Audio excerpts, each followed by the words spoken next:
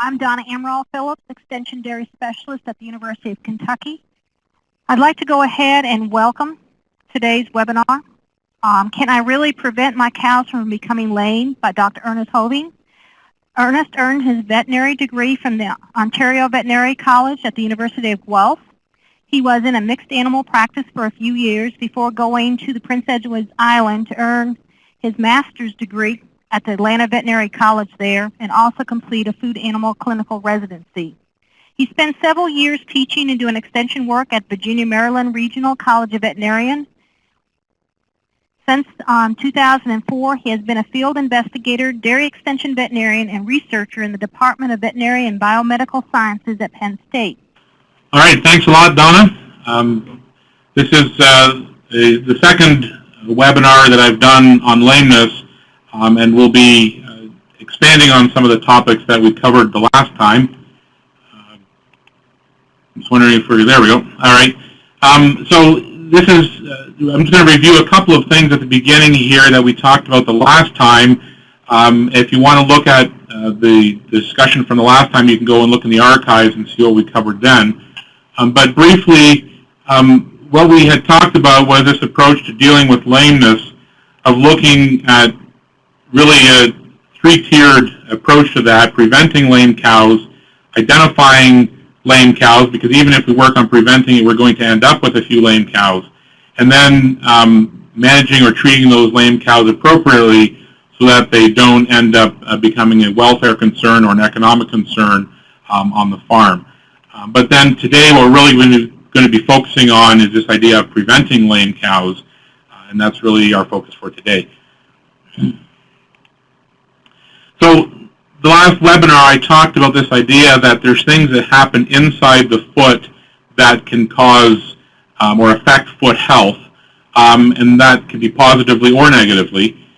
We're not going to review all of those, but they're there, and if you want more details, you can go back and look at the archives. But one of the things that we talked about was that the external factors are also very important. Things that happen outside that foot impact what happens inside that foot. And so we're going to focus more on those today. So you can also think of this as, if you will, physiological reasons for lameness or poor hoof health. So what is it in the production of hoof tissue that can cause problems or be part of that whole lameness scenario we might see. And then we also have these mechanical forces or mechanical factors that are part of this, and there's various pressures and stresses that are on the foot and on the corium, and that affects whether or not an animal becomes lame. So it's a pretty complicated picture. Lameness is usually not a very easy thing to solve, if you will, and there's a lot of things that interact with each other. It's very seldom that we can go to a herd and identify one single thing that is the sole cause of all lameness in that herd. And it's usually a number of these different pieces of this puzzle that are important. And so we really need to look at those and try and figure out which ones are most important on a specific farm. So we see that it varies from cow to cow, though. Even within a farm, we'll have some cows are affected by different factors than other cows. So not every cow on the farm is affected in the same way by these different things that we're talking about. Within a farm, it can vary from season to season, what the most important factor or most important piece of the puzzle is. And so again, we need to try and figure out what at the current time is the most important thing. Is that the same as what it is during the spring or during the summer, and how do we address those issues? It varies from farm to farm. So what's a problem in one farm might not be a problem in another farm down the road, even though they're very close by and are managed fairly similarly. And then we do have quite a bit of regional variation as well. And so what happens on the East Coast might not be the same as the West Coast, and the North versus the South, and so on. So there's a lot of different things that come into play that we have to consider. And so when I talk about these different things that we need to look at, that might not be exactly true for the same in every single herd, and you'll have to try and figure out which one it is that's most important in your herd. So here we have a picture of a claw capsule and the P3 bone which sits in that claw capsule. I showed this the last time as well, and really the important part here for the discussion today is that we have a very important tissue that sits between these two structures, between this P3 bone and the claw capsule, and that tissue is the corium. And what you're seeing here, this very red tissue, that's the corium, and that's the tissue that produces what you see on the outside of that foot. So it makes the sole, it makes the white line, it makes the hoof wall, it makes the coronary band and the heel, and that corium is very important to the proper functioning of that hoof and the proper production of claw capsule tissues. So we need to protect that corium as much as we can. If we end up with unhealthy or damaged corium, we end up with poor quality or defective claw tissue. So then we end up with heels or soles that are more susceptible to mechanical damage, more susceptible to infection, etc. So, all right, just to show you a couple of pictures, again, just on the inside of the foot, although we're going to be focusing for the rest of the seminar or webinar on the outside of the foot. This is a section through a claw. You can see the P3 bone outlined right here. This is the bottom of the P3 bone here, coming back to the back corner of the P3 bone. This is the sole of the foot. This is the heel back here. And then, excuse me. And then we have the corium, which is outlined right here, which produces that sole tissue. Now you can see in this part of the corium, there's some obvious problems. It's not consistent with the rest of it. And what we have here is actually a bruise or a hematoma or damage in the corium. And so this corium is not going to be able to produce normal sole tissue for a period of a number of days or maybe even a week or two. The problem with that is that we then end up with defective sole tissue, and ultimately that might look like this. This is a different foot. Again, the same type of cross-section, so we've got the P3, bottom of P3 coming right here. This is where the corium is, this line of tissue right here. This is all the sole tissue. You can see that there's a number of layers in this sole that are abnormal, okay? And so again, a very obvious defect in the sole right here. And you can see in this spot right here, we've had multiple defects, and now we've actually got a full defect all the way through that sole, so that we have a sole ulcer. We have that corium exposed to the outside world. And this, again, is a very painful condition, and hopefully one that we can try and prevent with some of these things that we'll talk about.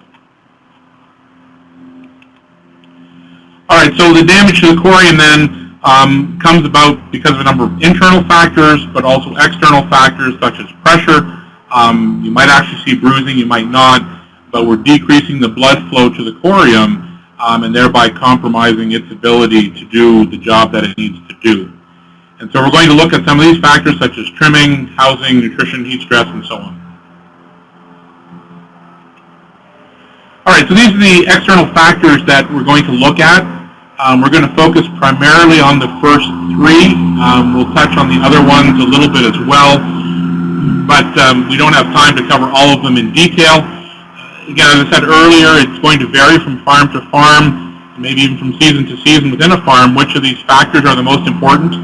But we need to consider all of them and see which ones we can address and try and reduce the level of lameness and improve hoof health on any specific farm. All right, so cow comfort, it's important because what we really need to do is try and reduce the amount of standing time, because when that cow is standing, and especially standing for prolonged periods of time, like this cow down here, you can see that she's putting a lot of weight on those feet. We'll talk a little bit more later about actually what type of pressure we have on those feet and on the corium. But then we end up with a situation where we don't have adequate blood flow through that corium, and we're going to compromise its ability to produce good quality tissue. So that's why cow comfort is important, and why we need to try and get those cows off their feet and able to lie down. So when we look at cow comfort, we can really look at a couple of different aspects of this. One is, do the cows actually have access to the stalls? And secondly, if they can get to the stall, is the stall designed in a way that the cow can get into it, and then is it comfortable enough that she wants to lay down in it? So we're going to look at a number of these factors here in the next few slides.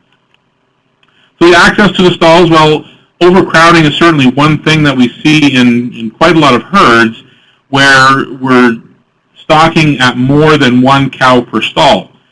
You can see in this herd here, this is a Pennsylvania herd, these 4 cows are waiting for their turn in bed, and while they're doing that, you can see again they're standing here for prolonged periods of time. They're putting a lot of weight on those feet, and especially they're transferring some extra weight to their back feet, which are more susceptible then to claw lesions and to developing lameness. So in this situation, it was actually it was overcrowded. It was also an issue with some heat stress because we had poor stall usage on the outside wall here of this facility, but there was definitely also an overcrowding issue. So we can see that it reduces resting time. We look at some of the research, and there's a number of different studies out there. This is one that shows when these cows were stocked at 100% density, 1 cow per stall. They were basically almost at 13 hours per day of lying time right here. And then they started blocking off different stalls to increase the stocking density. And you can see there's pretty much a linear decrease in the hours per day that those cows are able to lie in the stall when you increase the stocking density. And conversely then, standing in the alleys, which is what they spend the rest of their time doing, goes up. So that's not surprising, but that again is going to put more pressure on the corium and thereby potentially compromise the quality of the tissue that corium is able to produce. Well, so certainly we reduce resting time, but it also reduces feed availability or feeding space availability. We won't really touch on that today, but it can affect feeding behavior. We might get into some more slug feeding, potential for sorting, and so on. So the question then becomes, what stocking density should I be at? Most people are stocked at a little bit more than 100%. In Canada, the Code of Dairy Practice, they've actually suggested that it should be no more than 1.2 or 120%, 1.2 cows per stall as a maximum. We could argue probably even a little bit less than that is the point where we're, for a lot of herds, should be. In the European Union, they've actually gone to where they're requiring more stalls than cows. And so the number that I heard was 10% more stalls than cows, which might be a little bit excessive, but that's what they're requiring there. So that becomes an economic concern then, in that we have more stalls than we really need for the number of cows that we have. All right, well, the other thing that we can't forget, those are the lactating cows, is that we also need to look at stocking density on our dry cows and transition cows. This is probably even more critical than our lactating cows. And we really should stay under 100%, probably in the 90%, maybe even a little bit lower than that. Part of the issue here is that we normally have quite a few pen moves going on. We have more social adjustments with cows moving in and out of these different pens and groups. And so it becomes really critical that these cows are able to lie down in a comfortable stall and that they're not spending more time on their feet than they need to. So that's something that really needs to be considered, and that's one area where we do need to spend a bit of time trying to investigate potential cow comfort problems and access to stalls for these dry cows. Just a quick little thing to show you some of these numbers. This is a little project that we did for a pilot project for another study we're doing right now. I'm looking at cow lying behavior in the dry period. And what we did was we took these hobo data loggers and we put them on the legs of the cow so we could tell whether that cow was lying down or standing up. And when you look at these cows just through the dry period for 2 different cows, you'll see that this cow 1646, the Penn State cow, when she initially dried off here, she was at somewhere around 14 hours per day lying time. But then after about 2 weeks or so, a week and a half to 2 weeks, she dropped down to this level here and was somewhere in this 10 hours per day lying time for most of the dry period. So certainly some variability there. But you can see in the last 10 days before she dried off, or before she calved, she averaged about 9.5 hours per day of lying time.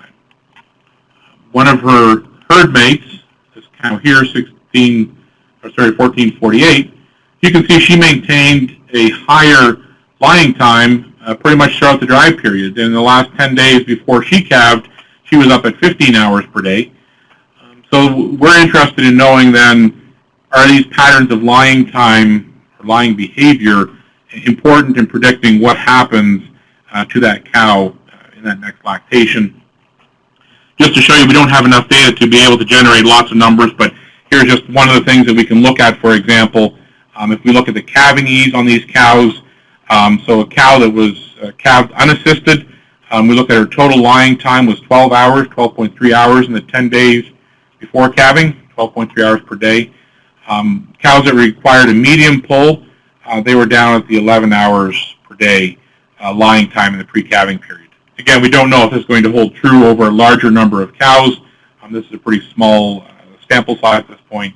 But this is the kind of stuff that we're going to be looking at and looking at the importance of lying time in the dry period. All right, well, stocking density is certainly one thing. Even if we're stocking at an appropriate density, we might still be forcing these cows to stay away from the stalls because of things that we're doing in terms of holding pen management, in terms of palpation rail or headlock management, and we might not be able to give these cows access to the stalls because they're just not able to get to them. So we need to look at the amount of time that these cows spend in the holding pen, the time that we're locking them up so that they, again, cannot get away from the headlocks and lie down in the stalls. If you look at this, we really need to look at the maximum amount of time that any single cow spends in the holding pen. We shouldn't look at averages here, probably. A little study that was done looking at some numbers here by Cook and Nordland, looking at 14 different cows, and they looked at them over a number of months and did some recordings of them. And not surprisingly, you'll see that some of these cows very consistently are at the back of the holding pen, if you will, and end up spending a long time in the holding pen, whereas other ones pretty consistently get out very quickly. So again, we need to look at the maximum amount of time because in this case, averages are going to fool us a little bit, and it's really these cows here that are up at the high end that we're concerned about. All right, well, one of the things we can consider if we're going to force animals to stand for a period of time, whether it's in a holding pen or whether it's in palpation rail or in headlocks, maybe there's something we can do to try and reduce the impact of that standing time. And this is a little study that they were doing over in Europe and looking at flooring here, and you'll see again that there's some rubber flooring down or resilient flooring down here, halfway down this holding pen, and it's pretty obvious which the cows prefer. I'm not sure if we can say it's economically justified to do this, but certainly the cows do prefer to stand on this resilient flooring rather than on the uncovered concrete floor. This was a herd in Virginia that I visited, and you can see this is a holding pen. We're standing in the parlor here looking down the holding pen. And this is a crowd gate, and you'll see the cows are standing here on the last little bit of the holding pen. Even though it's not milking time, they think it feels pretty comfortable to them, and so again, they're demonstrating a behavior or a preference for resilient flooring. All right, well, assuming we can get the cows to the stalls, how are we going to get that cow to lie down in the stall, get up and get out and do all of that easily so that she wants to lie down, she can get up easily, go and get something to eat and drink, and then lie down again. That's pretty important.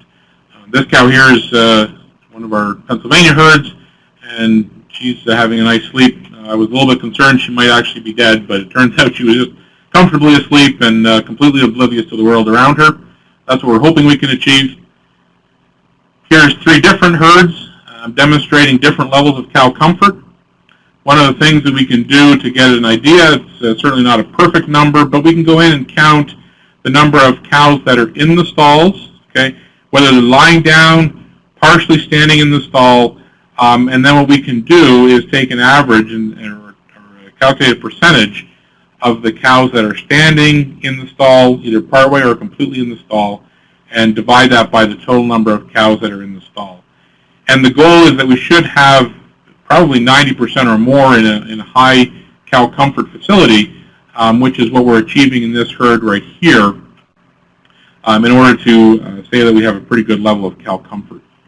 These other two facilities on the left, you'll see that there's a lot of cows that are standing either completely in the stall or standing partway in the stall. In this case, this herd, there were a lot of cows standing half in, half out of the stall. And if you look at the research there, it suggests that if that number goes higher than 20%, we've probably got more than 75, let me rephrase that. If that number is less than 75%, we've probably got more than 20% lame in that pen. So again, a pretty strong link there between cow comfort and lameness within the herd or within the pen. So we need to figure out why this cow does or does not want to get in and lie down in these different stalls. Well, part of that certainly can be the dimensions of the stalls, and that's important to figure out. We can take a measuring tape and we can do lots of measurements, but my contention is that a lot of time we don't need a measuring tape. We can look at the cows, we can look at the stalls, and we can learn a lot from that. This was another Pennsylvania herd, and this was actually the fresh cow facility, the fresh cow pen. Not something that I expect has very high cow comfort. The cows were currently out at the milking parlor, but again, very poor stall usage in this facility. This is another look at another row of stalls in that same pen. This is a herd, another picture from a herd I showed earlier. Again, we see lots of cows. Some of them are willing to get in the stall this far. They can get all 4 feet on the platform. Some of them are not even able to fit in that far. Some of them that are getting in are kind of falling out of their beds here. And so we need to try and figure out why it is these cows can't get all the way up in the stalls or can't lie down in the stalls. And again, we can start measuring things, or we can just start looking at things here. If we look into one of these stalls, and this is in the same herd as the previous picture, you'll notice a couple of different things here. First of all, the bed is very hollowed out, so there's not a lot of bedding there. It's really compressed, and there's nothing on top of the mattress here. You'll also see that there's significant obstructions in the front of this stall, so it's difficult for that cow to have anywhere to put her head as she's lunging or bobbing to lie down. And similarly to the side, there's not very good access for her to lunge to the side to lie down. So it's difficult for her to get into the stall because it's fairly short. It's difficult for her to lie down because, again, there's obstructions in the front and to the side of this stall.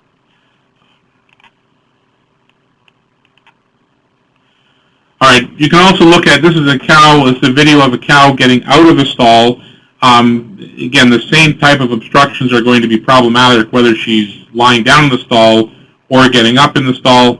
And as you can see with this one, once we get it playing here, so you can see as this cow goes to get up, she's going to lunge forward. She can't make it because there's something that's causing her not to be able to transfer that weight to the front of her body and get those feet up behind her. It certainly isn't terrible, but it's enough that it's going to discourage her potentially from getting up or getting down in additional time. So maybe what we can do is just have a really quick look here, if I can rewind this thing. And what you'll notice is when this cow goes to get up, if you watch right here, she isn't able to get her head forward all the way and isn't able to get her weight transferred to her front legs adequately enough to get her hind end up. You'll also notice here as she gets up that her neck makes contact with the neck rail, and you can't see it really well there, but she does end up bumping her neck on the neck rail fairly hard. So we could probably make some adjustments to these stalls fairly easily to try and improve cow comfort a little bit. All right. Okay, a couple of other things quickly here. We need to make sure if that cow can get up in that stall that she has a comfortable resting surface to lie down on. So we need to look at bedding, the surface that she's lying down on. This is a herd that is investigating for some lameness and other problems. You'll notice a couple of different things. The bedding is definitely below the curb by a fair bit. That also makes the brisket board seem very high here, which it is. You'll also notice that the stalls are pretty wet. That's another deterrent to stall usage in cattle. And one of their studies, there's been a number of them looking at bedding, suggests that you really need to have adequate amount of bedding in those stalls in order to have good cow comfort. And this specific study suggested almost a half-hour less lying time for every inch below the level of the curb that your bedding was. So again, there's a number of studies that have shown similar results, that we really need to get enough bedding on top of those stalls. So you can do that by designing your stall from the get-go. If you want to put a mattress in there to take the place of some bedding, putting a few inches of bedding on top of that and designing the curb to hold all of that, so you don't have your mattress level with the stall surface, or the curb, the edge of the curb. There's other things you can do if you want to retrofit a facility. You can put a bedding retainer in here. This is a PVC pipe in a facility which allows 4 to 6 inches of sawdust to be added. Again, very good cow comfort in this facility. If you don't want to do that, or if you don't think that that's practical for your facility, you can just go ahead and add lots of bedding and just bed more frequently. This is the herd in Pennsylvania that uses composted manure solids, and again, beds frequently with quite a bit of material because they have a lot of it available, and again, are able to maintain good cow comfort by doing that. All right, well, another herd that was an interesting investigation to go on.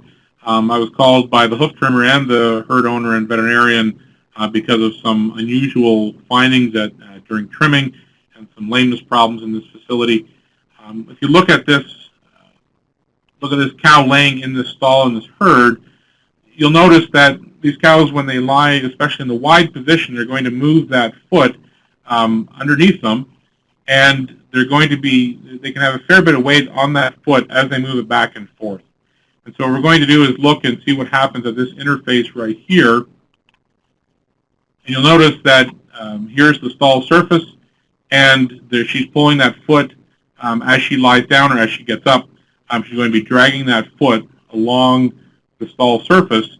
And obviously we have some bedding on here, but you can see the stall base right here.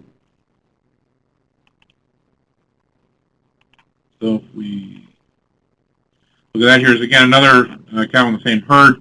You can see the drag marks here from that foot all the way here. She's pulled it back underneath herself. You can see she's dragging her toes on the stall surface right here. You can start to see a little bit of the stall surface right there, or the base of the stall. And here's what it looks like. You can see there's not a whole lot of bedding on there. There's a little bit more up towards the brisket board. I kicked this away with my foot, but you can see there's only a couple of inches, 1 inch to 2 right here. There's a little bit more up at the front of the stall. But when you look at this surface here more closely, what you see is that we have a very rough surface. It's an asphalt surface. There's aggregate sticking out of here, and it's a very abrasive surface. And then we have a fairly coarse sand on top of there. And really this acts like sandpaper on these cows' feet. And this is what we saw at hoof trimming time. This is just to orient yourself. This is the toe over here, the heel. This is the outside claw, and this is the space between the 2 claws, and then this is the hoof wall over here. Just look at that in a little bit, enlarge that a little bit. See, this is what it looks like, and this is where the white line is. This is the approximate location of the white line, and then this is the edge of the hoof wall. So if I had an opportunity to ask you, I would do a little quiz here and ask you if you knew what this structure is right here, or what you're seeing right here. But what you're actually seeing there is the lamina. So this hoof wall is completely worn away. All this area is worn away because of that foot rubbing against the stall surface with that coarse sand between it and the stall surface. And this is not the same cow. Obviously, we don't cut toes off of cows. This is a cow from the slaughterhouse. And effectively what is happening in this herd, though, is that we're losing this hoof wall because of that abrasive nature, and we're basically wearing it away so that we see this effect. And that lamina is being exposed right there.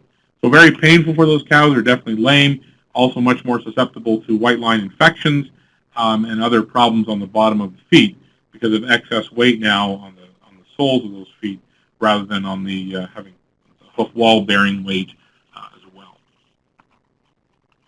Well, in this herd, we also saw problems with other injuries to the feet. You can see here we have some an injury because of stones and so on between the stall bed, the stall surface, and the sand. And you can see again some more on this foot over here. So again, cow comfort is a very important factor. I think we really need to get those cows off their feet. We need to get them lying down in a comfortable stall, and we need to make sure that the cows can access stalls when they want to so that they're able to lie down. All right, well, another thing that I think we sometimes don't think about often enough or pay enough attention to is animal handling and movement.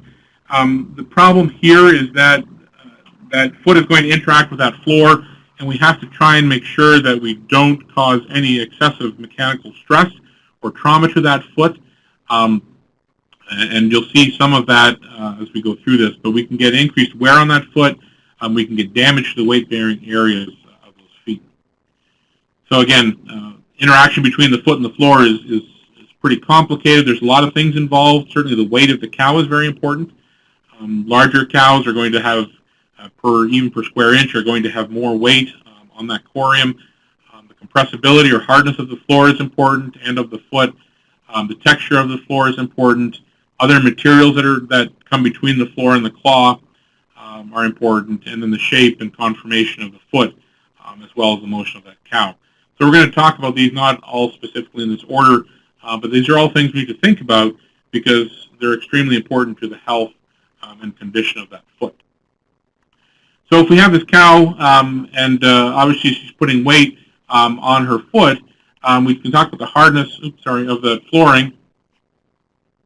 And obviously concrete is a very good thing because it's very durable, but it also makes it very resistant to any indentation or deformation. Right? It's very hard, so it's good for the facility lasting for a long time, but unfortunately it's not very good for cow comfort as such. The hardness of the cow's foot is also important. We need to make sure that's as hard as we can make it, reasonably make it, so that it is also resistant to friction and abrasion. Well, we can modify the hardness of the floor by putting in resilient flooring. So this is a product that will allow some deformation. It reduces the amount of friction as well, and it does so pretty effectively. The question is it something that we need to put in every herd and every square inch of the floor? Well, probably not, but in some situations it is a valuable way to try and reduce the hardness of that floor and potentially keep the feet healthier. Again, we might want to use that in certain areas of the farm as a management tool. All right, just to show you some numbers here, if you try and calculate out the approximate weight-bearing area of the foot and the weight of the cow, it's a little bit tricky to calculate exactly how many square inches per foot you have, but there's been a couple of studies looking at this. We've played around with this a little bit.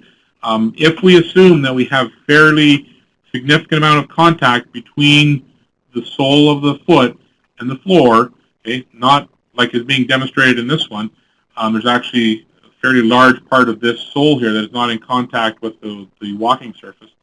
But if we have a fairly good amount of surface area on that foot, and that cow is just standing there, she's putting approximately 45 pounds per square inch on the sole of her feet, okay, and the hoof wall, if you just calculate that out. Just to put that into perspective here, it's not my hand, it's a little bit too well manicured for that, but if you look at your thumb, if it's about a third of a square inch in surface area, then it would be similar to taking a concrete block and putting that on your finger.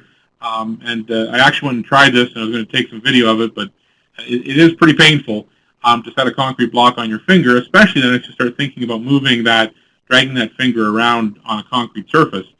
You can start to understand why we end up with potentially some problems in the feet. Obviously, those animals are walking. They're lifting 2 feet off of the floor at a time, and so then we double effectively the amount of force on that surface. Again, this presupposes that we have good contact with the sole, between the sole and the walking surface.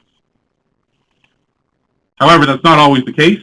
This is a study that was done in Europe looking at trimming and its effect on weight-bearing area and forces within the claw. This was prior to trimming. I've added the outline of approximately where the claw would be. This was having the cow stand still on a force plate and measuring the force in these feet. Red is where it's a very high force, and blue is then a lighter force. And you can see that we don't have contact with the whole of the sole on the force plate. By trimming, we have improved that a little bit, especially in the left claw here that you'll see, or the lateral claw. We've probably taken away a little bit on the medial claw. But the other thing you'll notice is that the forces or the weight is not distributed evenly across the bottom of that foot. And we have this area right here where we actually have an excessive amount of force, and we're going to focus on that here in a couple of minutes because I believe that's pretty important in what happens mechanically in this foot. So again, we're assuming a flat walking surface and a flat sole. If we now end up with a floor that looks like this, now we can easily double the weight in any specific part of that corium because we have less weight-bearing area. So you can see how these, now we're putting 2 concrete blocks on your thumb instead of just 1. Again, a tremendous amount of force there on a small surface area. All right, well, we can also, with slatted flooring, we're taking away weight-bearing area here. Okay, again, slatted floors can certainly have some positive benefits, but again, we need to remember that we're having a compromise between a flat, level walking surface, and when she steps across one of these slats in the slatted floor, she's not going to be able to put weight on there, and that's going to have to be transferred to another part of the foot. This was a herd, large herd, very good cow comfort. They certainly had some lame cows, but this was an interesting one that I was involved in peripherally in investigating this problem. Just to show you the layout of this farm schematically, this was the holding pen and the parlor, and the cows would exit from the parlor, come down the outside here of the holding pen, and then make a left-hand turn to get back to the free stalls. They noticed some extra bruising and some extra problems in the feet, some lame and tender-footed cows, and when they got to investigating it, discovered this. And again, these pictures, I'd like to thank Dan McFarland for sending these to me. I didn't take these myself. But what you'll see here is there's actually aggregate exposed in the concrete, okay, from the concrete. And so what's happening is that the aggregate or the stones that are in the concrete are actually harder than the cement and the concrete mix around there, which was being worn away. There's another picture right here. And again, you can see this is presenting a very uneven surface, and then it's not surprising that they're ending up with this type of scenario where a cow steps on that, you end up with a bruise and damage to that corium on the bottom of the foot. So again, not an extremely usual situation, but one in which they were able to grind down that aggregate and reduce at least some of that trauma to the bottom of that foot. Okay, well, this cow, if she puts her foot straight down, we don't have a lot of friction occurring there. We have the weight on that foot, which is pretty important. But now if that foot starts to slide on this surface, we also have to be concerned about the wearing of that surface because of friction and abrasion that's going on there. And so then it becomes important what we have between these two surfaces, between the foot and the walking surface. That's also very important. The texture of the floor is also very important. So if this cow sets her foot straight down on this floor here, that's going to be traumatic enough because of the uneven nature of the floor. But if she now slides that foot forward at all, you can appreciate how quickly that's going to wear those feet and how traumatic that's going to be to the walking surfaces of those feet. Similarly, what type of sand we have, whether it's a very coarse sand or a very finely textured sand, is also going to affect the amount of wear or abrasion on those feet. So that also needs to be considered. If we have a lot of slurry there, that's going to lead to less abrasion. Again, might make it a bit more slippery, though, and the cow might have a more difficult time keeping her footing. So it's a bit of a trade-off there between abrasion and slipperiness. Well, as this cow is putting her foot down on the surface, we have the different structures of the foot that come into contact with the floor. There's the hoof wall, which is in black here, the white line, which is actually in white, and then the sole, which is a gray color. And these don't wear evenly. They're not equally hard. The hoof wall is by far the hardest part of that foot. The white line is the weakest part of the foot. But you'll see that the sole at the back here is really not protected by the hoof wall the way it is at the front. Okay, we have the hoof wall around two sides here at the front and not at the back. So we get excessive wear on the sole at the back here by the heels. That's pretty typically what we see in our herds. And so here's a cross-section through a foot, and again, you'll see we have fairly long toes here, but you can see our heels are worn very thin because they're softer and because they're not protected by that hoof wall the way they are on the front end of that foot. All right, well, another thing that I think is very important and can be very important is this rotational or shear stress that we see as this cow, if she has her weight on this foot and then she rotates, if she rotates that foot, get our animation going here, there we go. You can see we've got a very high rotational shear on this foot. So there's going to be a very high stress on that foot. And that's something I think that we sometimes overlook. This is a herd that I was at just 2 weeks ago, 75 cow herd. They'd had a lot of lame cows over the past year, and really they have for a couple of years now. Really didn't seem to be much of a trend in terms of days in milk. They did think they saw a few more cases in the late summer or early fall. Occasionally in the dry cows, not that commonly. The vast majority of what they were seeing were white line abscesses in zone 3. I'll show you what those are in just a minute. This is a zone 3 lesion. This is a typical location for a zone 3 lesion right over here. This is just the numbering schematic for that lesion identification. Zone 3 is that back part of the white line at the back end of the hoof wall there. And what it typically looks like, if it's an advanced lesion, you'll see this. You'll see that we actually have that abscess break open at the top of the foot, the coronary band. If you're cleaning this out from the bottom, which is the way to address this, you end up often having to take away a significant part of that hoof wall to get to the infected area. So this was not from this herd, but it would be a similar, very similar lesion to what we found in that herd, were white line lesions there. All right, so very occasionally they did see some toe abscesses, occasionally sole ulcers, although not too many of them at all. Not a lot of digital dermatitis or hairy heel warts or foot rot, things like that. Pretty shallow heels on most of the cows there. They were in free stalls. They were stocked at just under 100%. They had access to exercise paddocks. Good stall usage in the facility when I was there.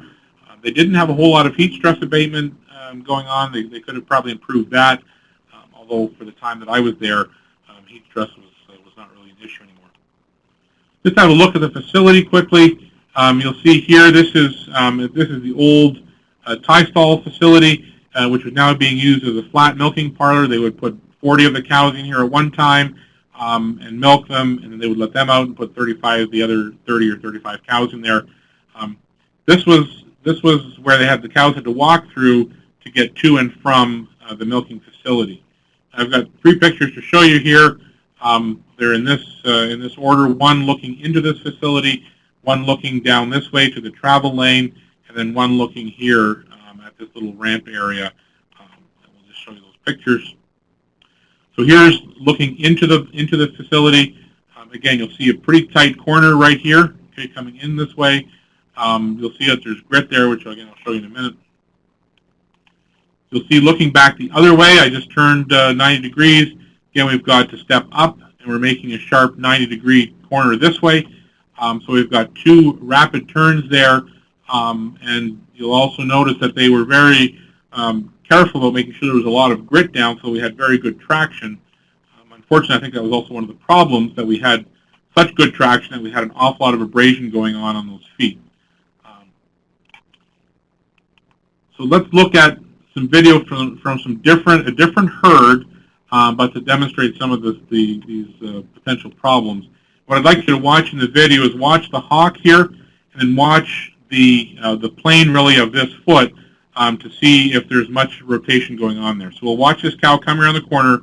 She's going to make a 90-degree turn into this pen, and what you have to watch is this point right here on her hock. I guess I can't use my pointer there. If you watch the point on that hock, she really doesn't rotate that foot at all when there's any weight on it. So we can just rewind this here quickly for a second. So just watch carefully on that hock as she comes around this corner. Okay, she's not being rushed at all. And as you watch her plant this foot right here, it doesn't slide at all. That hock really does not turn at all until she lifts the weight off of that foot. So there's really no rotational stresses being placed on that foot at all. All right. So let's go to our next slide. We can get rid of that video. Okay, so again, the point is to watch the hock here. The next video is going to show a different facility. We're going to be looking in the milking parlor at this video, and just watch what's happening with these cows right here. You'll see they're making a 180-degree turn. And I guess I have to rewind that one. Okay, there we go. So watch these cows as they're exiting the parlor here. Watch that foot, and you can see that as she plants it here, she's actually rotating on that foot with that foot in contact and bearing weight on that floor. So right here again, she puts that foot down, and you'll watch that hock. She swings that hock 90 degrees while she has weight on that foot. Now in this facility here, there was actually resilient flooring in the parlor, so it wasn't quite as traumatic as it might have been on those feet. But we'll just rewind this again for a minute. And just again, watch the hocks on these cows. They're rotating their feet while they have weight on that foot. So now it's like you taking your thumb, putting 1 or 2 concrete blocks on there, and then spinning your thumb on a concrete surface. So again, a tremendous amount of weight on there, a lot of wearing, and a lot of shear stress on those feet. So again, you can see they're putting it down here, and as she rotates that hock, she has all her weight on that foot right there. All right. This was another facility where we're looking at a cow coming out of a stall, and really 2 things to notice. On this one, we'll just play it in the interest of time. I'm running out of time here a little bit. If you watch as this cow is coming out of the stall, first thing that she does is, and I cut it off here a little bit, but you can see this cow that was standing right here. As this cow backed out of the stall, the black cow backed out, she actually hip checked this other cow, and you can see down here in the sand there's actually a line, a skid mark from where that cow's foot actually slid in the sand. But then watch this cow, the black cow, as she exits the stall. She's going to back up. She doesn't really have any pressure on her. And you can watch again her hocks, and you'll see as she turns, okay, she's not going to turn that foot while it has any weight on it. Okay, so this hock right here, the close one, she really doesn't start turning that at all until she has weight on the left rear foot. Then she picks this one up, and now she finally starts turning it. So again, the way these cows exit the stall can be extremely important, because as I'm sure you've seen, if you get those cows to exit too rapidly, and we can shut that video, close that video now. If we get those cows to turn too rapidly, okay, and we get people pushing cows who don't know how to do that, they're going to have weight on this foot while they pivot on it, and now we've got a concrete surface with sand on top, and we've got a cow twisting there. She's going to put tremendous strain on that walking surface of that foot and end up with a lot of trauma on that foot. So animal handling and movement becomes extremely important, and I think it's something we overlook too often. So people getting cows out of stalls, we really need to make sure that they know how to do that, that they don't push those cows, They don't force them to put excessive strains and stresses on that foot as they're doing so. As they're moving down alleyways and around corners, are they pushing those cows so that they're sliding, so that we're getting a lot of abrasion on those feet? Again, if we let those cows go on their own, walk slowly and calmly, we're going to get the minimal amount of abrasion possible. And then causing animals to crowd and shove one another, again, that's going to cause a lot of stresses on that foot. So I really think that that's the primary problem in this facility right here, was that we had animals making very tight corners with a very highly abrasive surface, so a high degree of friction. And then we also, in discussion with the producer, they said that it was not uncommon for the animals to run down this part of the milking facility and down into this doorway here. And there was often a fair bit of shoving and pushing going on with the cows. So I don't think it was an intentional thing, but I think we had a lot of mechanical strain on those feet, and that's what was causing breakdown in the white line area there and causing most of those white line lesions. Obviously, since we did see more problems in the late summer and early fall, there's probably some other compounding effects of some heat stress as well going on. All right, so I think that's okay. Trimming, I only have a couple of minutes left here, but trimming then becomes very important because what we need to try and do is distribute the weight across the bottom of the foot as evenly as we can.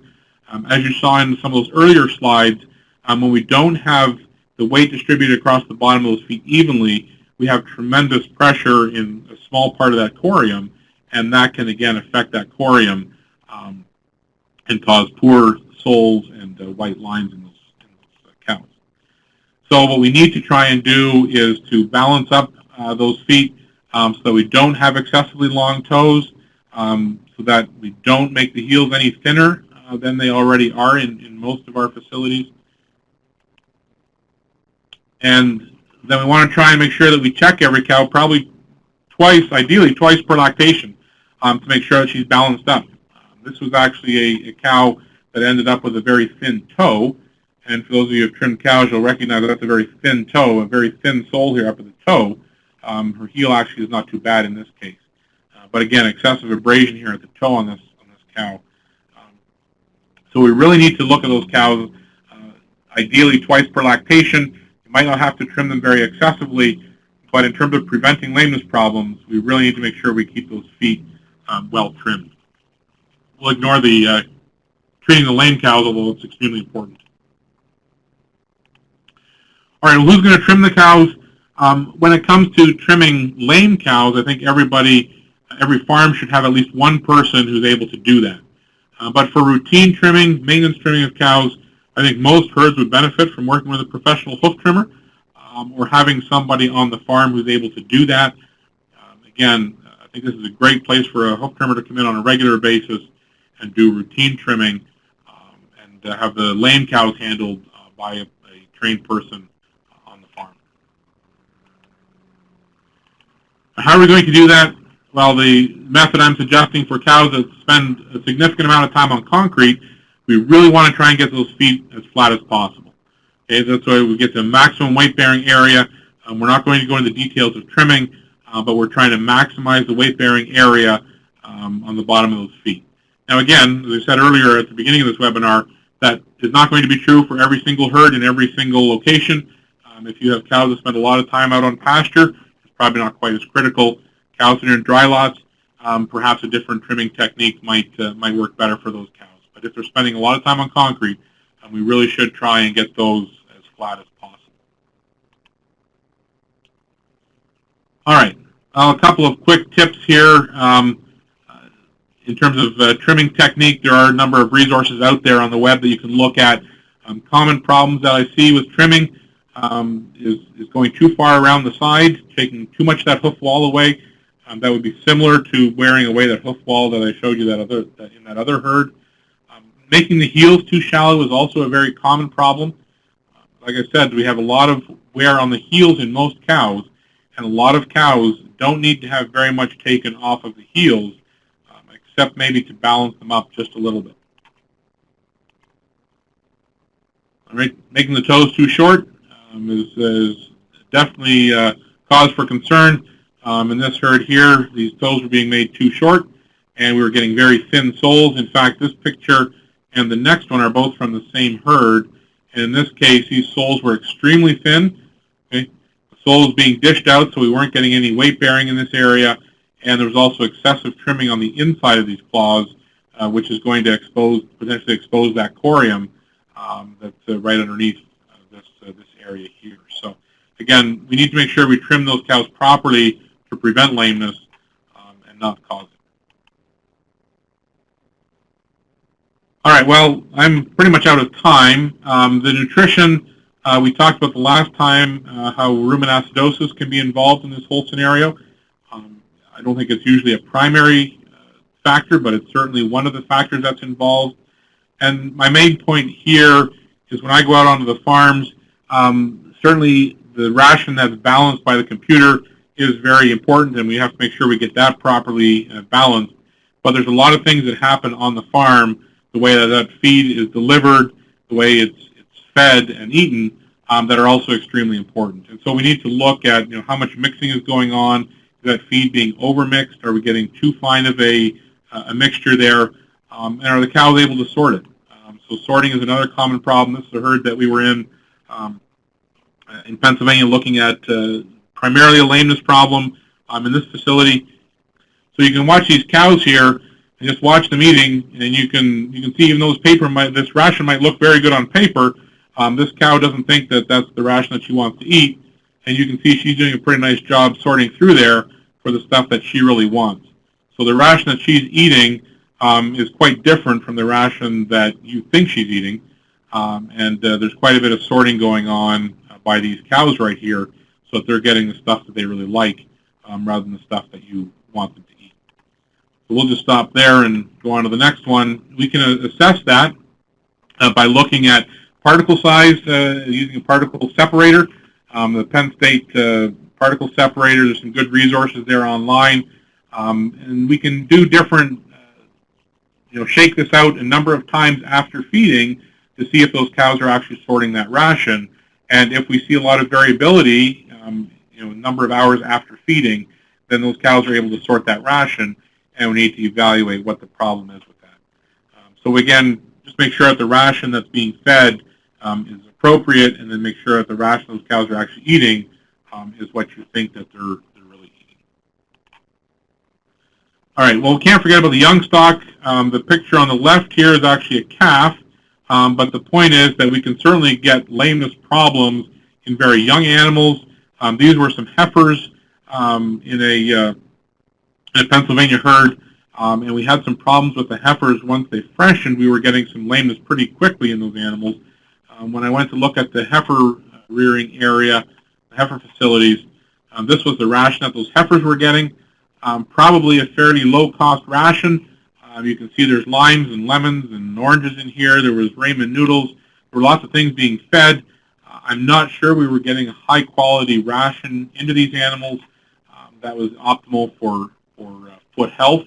And so I think we need to think very carefully about what these animals are getting and trying to make sure that they're actually getting a healthy, balanced ration that's going to give them good feed, as well as all the other things, of course, that we want them to do. But we need to think carefully, again, about our young stock as well as the mature animals and the dry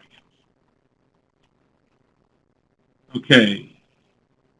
Where's our next slide here? Uh-oh.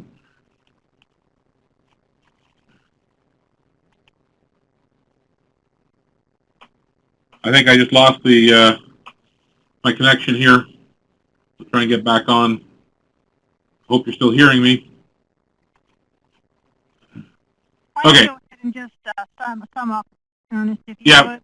Yeah, I'm back on here. But so heat stress is also very important.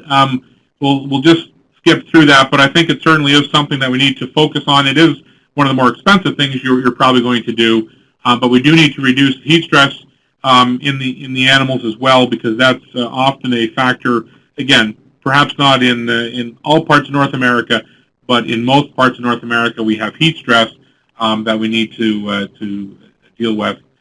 And then obviously this is not the idea of a foot bath, so prevention might involve a foot bath, but not this kind of foot bath.